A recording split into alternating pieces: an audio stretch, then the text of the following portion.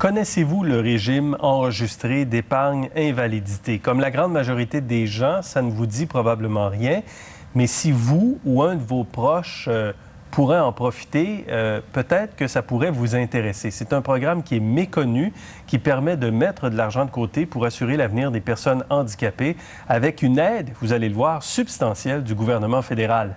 Maxime Bertrand. Gabriel, mon garçon, a 22 ans et il a une trisomie 21 et une déficience intellectuelle légère. Je vais te manger, par exemple, si tu fais ça. L'avenir de Gabriel est une source constante de préoccupation pour la famille de Villers. Je ne sais pas, en fait, si un jour je serais capable de tout gérer un jour. C'est en discutant avec son notaire que Joanne de Villers a appris l'existence du régime enregistré d'épargne invalidité, le REEI, qui lui permet de mettre de l'argent de côté pour son fils. Quand nous, on sera peut-être plus vieux, plus fatigué, on aura moins d'argent ou qu'on sera carrément mort, bien à ce moment-là, je pense que c'est important là, que Gabriel puisse avoir des sommes disponibles pour assurer un minimum là, décent. Le REEI a été instauré en 2008 par l'ancien ministre des Finances fédérales, Jim Flaherty, dont l'un des fils vit avec une déficience intellectuelle. Les avantages du programme sont tels que Guillaume Parent a fait de sa promotion sa carrière. Il a créé un cabinet de services financiers pour aider ceux qui, comme lui, vivent avec un handicap à recourir au régime. Le REEI, c'est un moyen incroyable de diminuer la pauvreté chez les personnes handicapées. Une personne qui gagne moins de 91 000 $ et qui contribue 1 500 $ par année à un REEI verra cette somme bonifiée par Ottawa qui mettra 3 500 $ dans la cagnotte. Mieux encore, prenez une personne qui gagne moins de 27 000 $, même si elle ne contribue pas un sou, le gouvernement fédéral lui accordera tout de même 1 000 $ par an.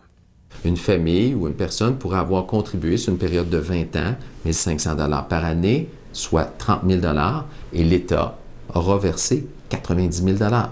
Au Québec, selon Maître Fréchette, jusqu'à 125 000 personnes pourraient bénéficier du régime.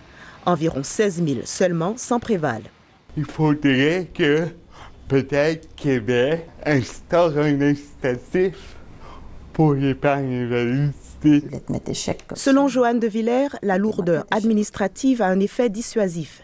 Il lui a fallu 6 mois pour monter le dossier de son fils. Ça prend des évaluations médicales, ça prend toute une panoplie de trucs. C'était presque digne des 12 travaux d'Astérix à la recherche du bon formulaire. Mais elle croit que le jeu en vaut la chandelle, car sa famille peut envisager l'avenir avec plus de quiétude. Qu'est-ce que tu vas écouter ce soir? Je vais sans doute me taper un bon film. Ici Maxime Bertrand, Radio-Canada, Montréal. Avec nous, Laurent Fréchette, notaire chez Hogg Fortier Fréchette, que vous avez vu dans le reportage. On va aller un peu plus loin avec vous, Maître Fréchette. Bonsoir. Bonsoir. Comment expliquer que ce programme-là soit si méconnu, qu'il y ait si peu de gens qui auraient accès, mais qui ne l'utilisent pas? Je pense que Mme de Villers a soulevé un des aspects qui est important. C'est, somme toute, assez complexe de mettre en place le REI. Plusieurs conditions sont à rencontrer, notamment d'avoir le crédit d'impôt de personnes handicapées. Et plusieurs personnes ne l'ont pas, croyant pas que c'est nécessaire. Quand on est en présence de parents qui ont un enfant handicapé qui est sous l'aide sociale, souvent les gens se disent bien, il ne paye pas d'impôt, pourquoi il aurait besoin d'aller chercher son crédit d'impôt de personnes handicapées? Or, c'est la pierre d'angle qui permet d'avoir accès aux différents programmes gouvernementaux fédéraux. On commence par là. Ça prend ça. On commence par le crédit d'impôt pour avoir accès au régime enregistré d'épargne invalidité. Absolument. C'est quand même incroyable parce que vous l'avez dit, on met 30 000 pendant 20 ans. Le fédéral met 90 000. Oui. Il n'y a pas d'autres programmes aussi généreux. Absolument, absolument. Il n'y a à peu près que des avantages avec ce programme-là. Les gens ne se verront pas pénalisés d'aucune façon dans les programmes gouvernementaux, que ce soit l'aide sociale ou que ce soit la pension de vieillesse plus tard. C'est souvent une des préoccupations que les parents peuvent avoir, de se dire est-ce que si je mets ça en place, au fond, je ne suis pas en train de me tirer dans le pied parce que, ultimement, mon enfant pourrait être pénalisé au niveau de l'aide sociale, ce qui n'est pas du tout le cas. Tant et aussi longtemps qu'on va être en phase d'accumulation des sommes, l'enfant ne sera pas pénalisé, ça ne sera pas tenu compte dans l'avoir liquide qu'il va pouvoir détenir. Et plus que ça, au moment où on va faire les retraits, Le programme d'aide de solidarité sociale du gouvernement du Québec permet d'avoir une rente mensuelle qui peut atteindre jusqu'à 950 $ par mois et qui s'ajoute au montant et qui s'ajoute à son chèque. Qui ne sera pas déduite. Et qui ne sera pas déduite. Évidemment, le montant sera imposable, mais quand on s'entend que beaucoup de ces personnes ont très peu de revenus, c'est une façon de pouvoir sauver un brin de pauvreté. Et quand on dit qu'il y a à peu près 15 % des gens qui le prennent, le régime, parce qu'ils ne le connaissent pas ou parce qu'ils ont des appréhensions, comment se fait-il que ce n'est pas tout simplement automatique, que le gouvernement ne permet pas automatiquement d'ouvrir un régime? C'est d'ailleurs une des recommandations que le comité sénatorial fédéral avait proposé en 2014, de rendre automatique le programme. En ce moment, les seules personnes qui vont avoir automatiquement le REI, ce sont les personnes qui sont sous curatelle. Alors, curatelle publique. Et encore là, le gouvernement du Québec ne va simplement couvrir le REI, ne va pas y contribuer. Alors, les personnes vont recevoir le bon, ce qu'on voyait tout à l'heure, sans aucune contribution, 1 000 $ par année pour 20 ans, mais ils ne vont pas prendre des sommes d'argent de la personne pour contribuer dans son REI, ce qui est encore une aberration, puisque le montant est à l'abri de l'impôt pendant toute la période d'accumulation. La Colombie-Britannique a un programme qui s'ajoute au fédéral, mais pas le Québec. Pourquoi le Québec refuse de le faire? Je ne comprends pas. On ne s'explique pas encore qu'est-ce qu'il fait. Le gouvernement du Québec aurait tout à gagner à profiter le plus possible des différents programmes pour faire en sorte qu'il y ait de plus en plus de gens qui puissent l'avoir. De venir donner un coup de pouce, c'est assurément d'aider les gens à pouvoir demeurer dans leur milieu, d'être capable d'avoir une meilleure sécurité, d'offrir aux familles également une sérénité par rapport à l'avenir de leurs enfants. Et c'est peut-être des gains sur les finances publiques ensuite, compte tenu que les gens peuvent justement rester à la maison. Oui, ouais. Alors, définitivement. Et on parle de lourdeurs administratives également, qui sont assez importantes, notamment faire reconnaître son enfant comme handicapé. C'est pas simple. C'est pas simple.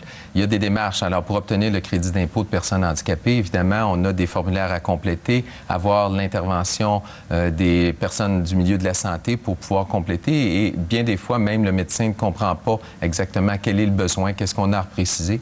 Et c'est toute la nuance entre une personne qui va avoir des limitations, certaines incapacités qui pourraient être mineures, ou des personnes qui vont avoir des incapacités plus grandes qui vont se qualifier au niveau du crédit d'impôt de personnes handicapées. Alors, allons-y avec quelques détails. L'âge maximum pour commencer à contribuer à un REEI? Alors, pour obtenir les subventions, la personne peut contribuer jusqu'à son 31e anniversaire, 31 décembre de son 49e anniversaire. Pardonnez-moi, les chiffres se mélangent. Alors, 49 ans. 49 ans, on peut contribuer, on va obtenir les subventions. Est-ce qu'on peut continuer à contribuer après 49 ans, même si on n'a plus de subvention? Absolument, jusqu'à 59 ans. Jusqu'à 59 ans? Jusqu'à 59 ans, moment limite où les gens doivent commencer à retirer. C'est le maximum pour retirer. Un petit peu si on faisait un parallèle avec les REER, les REER sont convertis en fer ou en rente à 71 ans. Alors, les REI doivent commencer à être retirés au plus tard à 59 ans. Il y a une période de 10 ans. Il y a une période de 10 ans. Il y a une période de 10 ans d'attente. Le moment où on aura reçu la dernière subvention ou le dernier bon, on doit attendre une période de 10 ans avant de pouvoir commencer à faire un retrait sans avoir de pénalité. C'est une des remarques que le comité sénatorial avait fait, de dire pourquoi on ne ramène pas à 5 ans. Ça annulerait beaucoup d'appréhension que des parents peuvent avoir à l'égard du délai parce qu'ils ont souvent l'impression que leur enfant n'en profitera pas nécessairement. Alors, 49 ans les subventions, mais quand même, on peut continuer jusqu'à 59 ans et le montant, il est à l'abri de l'impôt. C'est-à-dire, l'argent qu'on met, les intérêts sont à l'abri de l'impôt? Oui. Parfait. Mais les sommes qu'on retire, l'impôt a déjà été payé? Oui. Alors, sur les subventions et sur les bons, au moment où on va retirer les sommes, à ce moment-là, on va être taxé sur les bons, les subventions et le rendement qui aura été produit par l'argent. Bon. En tout cas, c'est très, très, très intéressant. Il est possible aussi, je l'ai ici en note, de faire rouler un REER dans un REI. Alors ça aussi, c'est l'autre chose que les gens ne pensent pas nécessairement dans leur planification testamentaire. Lorsqu'on a un enfant handicapé qui est reconnu, c'est possible d'en tenir compte et qu'au niveau du testament, on prévoit de façon spécifique, je souhaite que mon REER soit versé dans la REI de façon à ce que le liquidateur puisse poser des gestes appropriés, remplir la formulation. Évidemment, le montant qui est roulé du REER, lui, ne permettra pas d'accumuler les subventions. Par contre, on n'aura pas on a un report fiscal qui va pouvoir se faire jusqu'au moment où on va faire les retraits, auquel cas on aura à se taxer sur le plein montant du REI. Alors, j'espère sincèrement qu'il y a des gens qui ne le savaient pas ce soir et qui sont heureux de l'apprendre, que c'est disponible et c'est pour vous. Maître Fréchette, merci. C'est un grand plaisir.